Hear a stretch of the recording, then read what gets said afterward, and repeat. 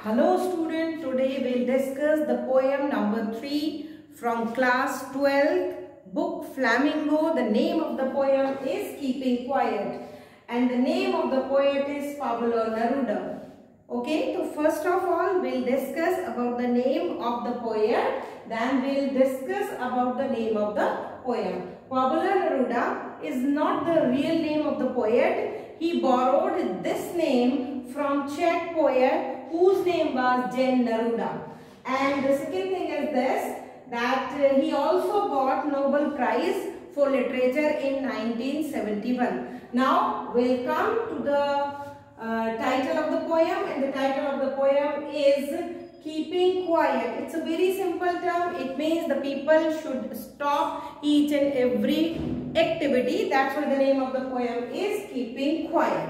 Okay, and here poet is making a special kind of request to the humanity and to the mankind to cease all activity for a little while during these few moments of silence and inactivity. All human beings would be one, united and in harmony with each other and nature. So this togetherness and oneness is most desirable for the survival of this planet or this earth. Neruda believes that the soul housed within in the human body is capable of performing this feat if given a chance to shine out through inspections or introspection, for which absolute silence and stillness is essential. Now we'll explain the first extract. Now we will count to 12 and we will all keep still for once on the face of earth. Let's not speak in any language. Let's stop for 1 second and not to move our arms so much.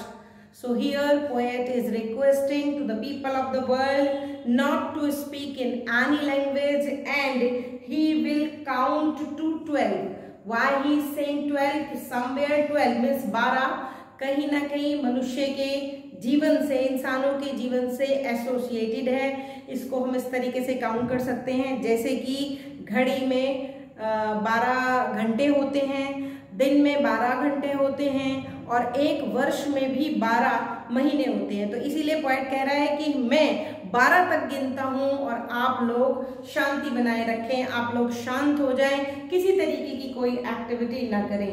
And we will all keep still, सभी शांत हो जाएंगे for once on the face of the earth. और इस धरती के, इस दुनिया के चेहरे पर एक बार कुछ इस तरीके की शांति होगी जिस शांति में कोई भी व्यक्ति किसी भी तरीके की कोई बातचीत नहीं करेगा. Let not speak in any language and let's stop for 1 second. आओ एक पल के लिए तो हम चुप हो जाएं. And not move our arm so much. Arm से मीनिंग है या एक्टिविटी से कि हम कोई भी किसी भी तरीके की एक्टिविटी न करें. It means he is making a kind of request to the people of the world that they should introspect their activity, ki what they are doing, where they are going, what is the purpose of their activity. That's why again and again he is making this request to the people and to himself also that we should not do any kind of work.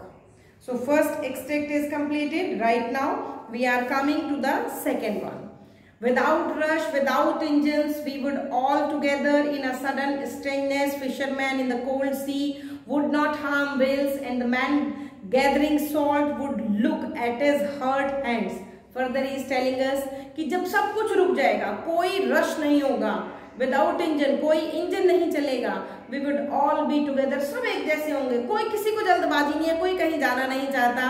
In a sudden strangeness, और इस तरीके की एक sudden strangeness होगी क्योंकि कोई कुछ नहीं कर रहा होगा तो एक स्ट्रेंजनेस होगी, लेकिन ये सडन होगी. And fisherman in the cold sea, और तब जब हम कुछ काम नहीं करेंगे तो जो आदमी जहां पर जो वर्क कर रहे हैं, जैसे first of all he is telling अस, हमें फिशरमैन के बारे में बता रहा है कि जो कोल्ड सी में काम कर रहे हैं. यहाँ पर लिखा हुआ है cold sea, this is the symbol of, this is the poetic device, transferred epithet. So is saying कि कोल्ड सी में जो फिशरमैन काम कर रहे हैं, अगर वो भी एक पल के लिए अपना काम करना बंद कर देंगे तो मीनवाइल जिस 1 या 2 पल में उन्होंने काम नहीं किया, जो वेल्स उनके पास से गुजर रही हैं तो वो शायद उनके हार्पून का शिकार होने से बच जाएंगी और वो वेल्स उनके नेट में नहीं आएंगी या उन्हें पकड़ नहीं पाएंगे, तो एटलीस्ट कहीं ना कहीं किसी को सर्वाइवल मिलेगा, जो बहुत जरूरी है। इसको हम कनेक्ट कर सकते हैं अपने इकोलॉजिकल सिस्टम से। हमारा इकोलॉजिकल सिस्टम बहुत जरूरी है इस प्लैनेट की हेल्थ के लिए। और हमारा इकोलॉजिकल सिस्टम कैसे बनता है, वो 4 एलिमेंट्स पर डिपेंड करता है। First of all is the fishery, second is forest, third is grassland and fourth is cropland. So fisheries जब खत्म हो जाएंगे, इट मीन्स हमारा one of the component of this ecological system will get disturbed. So to avoid that disturbance, he is requesting कि fishermen भी कुछ ना करें, कहाँ ना करें, कोल्ड सी में कुछ ना करें। तो क्या होगा, वेल्स बच जाएंगी उन एक्टिविटीज की वजह से जो हम नहीं कर रहे। And further he is telling us, and the man gathering salt would look at his hurt hands. And further he is telling us कि जो लोग नमक बनाते हैं, डिफरेंट एक्टिविटीज में काम कर रहे हैं लोग, डिफरेंट काम कर रहे हैं, तो जो नमक बनाने वाले हैं, क्योंकि नमक एक एसिड है, तो उनके हाथ और पैरों की कंडीशन बहुत खराब हो चुकी होती है। जहां पर जो लोग नमक बनाते हैं तो कह रहे हैं कि अगर वो कुछ पल के लिए रुकें, यानी 1 सेकंड के लिए, 2 सेकंड के लिए रुकें, तो उन्हें पता चलेगा कि उनके हाथों को कितना हर्ट किया है इस एसिड ने। तो उस वक्त शायद उनके हाथों को 2 मिनट के लिए या 1 सेकंड के लिए आराम मिलना शुरू हो जाएगा। So that's why he is requesting to the people of the world, whether they are doing their work in the cold sea, whether they are creating and producing salt, at least for some moment they should do nothing and they should stop. Each and every activity should be seized up if we want to save this planet, क्योंकि कभी कभी कुछ न करने में बहुत ज़्यादा हमारे लिए अच्छा होता है, हमारे प्लैनेट के लिए अच्छा होता है, क्योंकि हम इस प्लैनेट के ओनर नहीं हैं, हम इस प्लैनेट के स्टुवर्ड्स हैं। तो स्टुवर्ड्स को उसकी हेल्थ का ख्याल रखना पड़ता है। अगर हम आज कुछ इस तरीके से चले जैसे पाब्ला नरूला हमसे रिक्वेस्ट कर रहे हैं, तो हम शायद अपने इस प्लैनेट को और हम खुद को भी बचा पाएंगे। Now we are coming to the third one, those who prepare green wars with gas, wars with fire. Further he is telling us कि जो लोग green wars कर रहे हैं, green wars से मीनिंग है means they are against the nature, they are against the environment, यानी green war चल रही है उनकी, they just want to destroy this world। जैसे अभी कुछ समय पहले हमारे यहाँ कोरोना आया था, it was also against the nature। So he is saying कि जो लोग इस planet के एनवायरमेंट के हेल्थ के अगेंस्ट हैं, काश वो 2 पल के लिए रुक जाएं।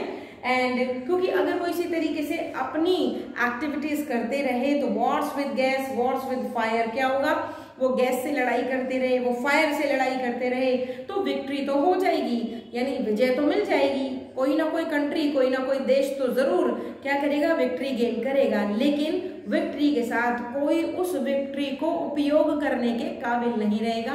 The people will be no more on this planet, means victory will be there but the survival of the humanity will be ceased up, will be finished, will be eliminated from this planet. Further he is telling us would put on clean clothes and walk about with their brothers in the shade doing nothing. Further he is telling us, इसलिए क्या करना चाहिए लोगों को, जो clean cloth से meaning है, या पॉलिटिशियंस से, जो पॉलिटिशियंस हैं उनको कुछ नहीं करना चाहिए, बस अपने भाई बहनों के साथ, ब्रदर से मीनिंग मैनकाइंड, उन लोगों के साथ, मैनकाइंड के साथ ऐसी जगह चले जाना चाहिए जहां वो एंजॉय करें, कुछ अच्छे पल बिताएं, क्योंकि जब हम पॉजिटिविटी से भरे हुए होते हैं तो तब हम किसी भी आदमी या किसी भी व्यक्ति के नुकसान के बारे में नहीं सोचते हैं। तो यही पोएट बार बार रिक्वेस्ट कर रहे हैं कि सब कुछ स्टॉप कर दो, ना तो प्लैनेट के अगेंस्ट जाओ, ना ही किसी ह्यूमन बीइंग के अगेंस्ट जाओ।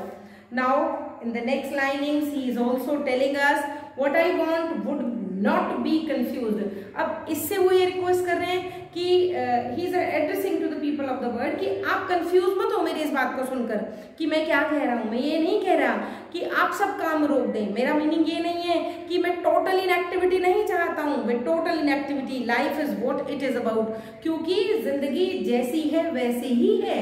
अब जैसी ही है वैसी ही से क्या मीनिंग है कि जैसे लाइफ का एक साइकिल है, we are getting the growth, people or the human beings, those who are getting the birth on this planet, they are getting their growth until it is pulverized and mixed into the dust.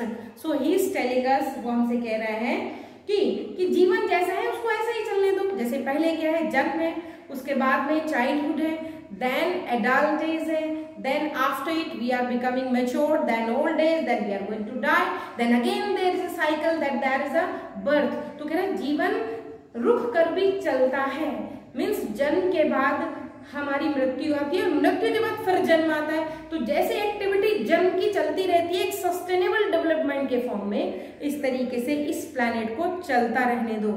And I want no truck with death, और यहाँ वो in activity से meaning ये नहीं है, truck means relationship, is not saying कि हमें मौत से हमारा कोई संबंध है, वो कहता है नहीं, मौत से हमारा कोई रिश्ता नहीं है, बल्कि क्या कह रहा है वो, if we were not so single minded, अगर हम एक साथ सिंगल माइंडेड नहीं हुए, यूनाइटेड नहीं हुए, वननेस अगर हमारे अंदर नहीं हुई, तो क्या होगा, about keeping our lives moving and for once could do nothing, कि एक दिन ऐसा आएगा कि हम कुछ नहीं कर पाएंगे। इसलिए मैं ये चाहता हूं कि हम किसी चीज को यानी अपने प्लैनेट को बर्बाद करने से पहले बेहतर है हम क्या करें, परहैप्स ए ह्यूज साइलेंस, एक हमें ह्यूज साइलेंस करनी पड़ेगी जहां हम कुछ नहीं करेंगे, and might interrupt this sadness of never understanding ourselves and of threatening ourselves with death. Further he is telling us कि हम क्या करेंगे, अगर हम खुद को समझें और इस चीज को समझें कि हमें किस काम को न करने में इस प्लैनेट की वेलफेयर है, हमारी वेलफेयर है, तो तब हम शायद मौत की इस चेतावनी से अपने आप को और इस प्लैनेट को बचा पाएंगे। And in the last extract he is telling us perhaps the earth can teach us, इसलिए वो कहता है हम सभी को धरती को देखना चाहिए। धरती को हमें कैसे देखना चाहिए, बहुत ही सिस्टमैटिक तरीके से जो उसका फंक्शन है उसको देखना चाहिए। क्यों कि as when everything seems dead, क्योंकि पृथ्वी पर एक बार ऐसा होता है साइकिल खत्म होने के बाद सब कुछ खत्म हो गया, लेकिन उसके बावजूद भी later proves to be alive, फिर पौधे उगाते हैं, फिर जन्म आ जाता है। Again he is referring here toward the life cycle. And now I will count up to 12 and you keep quiet and I will go। मैं फिर आपसे ये रिक्वेस्ट करता हूँ कि मैं 12 तक गिनता हूँ और आप सभी लोग इस 12 तक जब मैं गिनूंगा आप कुछ ना करें और क्या करें, केवल साइलेंस रखें, केवल शांति रखें, केवल एक तरीके का यहाँ पर किसी भी तरीके की कोई एक्टिविटीज नहीं होनी चाहिए। तभी हम अपने आप का इंट्रोस्पेक्शन कर पाएंगे और अपने इस प्लैनेट को एक अच्छी, हेल्दी और एक स्वस्थ हम लाइफ दे पाएंगे। इसीलिए वो कह रहे हैं कि हमें किसकी तरफ देखना चाहिए, धरती की तरफ, क्योंकि धरती हमें हार्मनी, वननेस, यूनाइटेड और रिमेनिंग साइलेंट रहकर भी वो क्या कर रही है, it is a productive planet, वो हमको प्रोडक्टिविटी दे रही है। अगर हम इस तरीके से काम करेंगे तो डेफिनेटली हमारी जो ये प्लैनेट है वो हेल्दी होगी, और जब हेल्दी होगी तो ये आगे की आने वाली पीढ़ियों के लिए बहुत रहने के लिए एक कहना चाहिए कि एक बहुत सुंदर प्लेस होगा जहाँ पर हमारी आने वाली जनरेशन बिना किसी समस्या के रह सकेंगी, स्वस्थ होंगी। लेकिन अगर हमारा प्लैनेट ही स्वस्थ नहीं होगा तो हमारी आने वाली जो पीढ़ियां हैं वो भी स्वस्थ नहीं रहेंगी। Thank you all of you, bye bye.